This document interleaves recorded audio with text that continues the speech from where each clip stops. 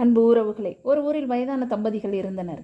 அவர்களை புதிதான திருமணமான தம்பதிகள் பார்க்க சென்றார்கள். வெற்றிகரமான வாழ்க்கை நடத்துவது எப்படி என்று கேட்கிறார்கள். அதற்கு வயதானவர், மனைவிக்காக பெற்ற தாயை ஒரு நாளும் விட்டுவிடாதே, ஏனென்றால் முதலில் அது சந்தோஷத்தை தரும். நாட்கள் செல்ல செல்ல உன் மீதான நம்பிக்கையும் மரியாதையும் இல்லாமல் போய்விடும்.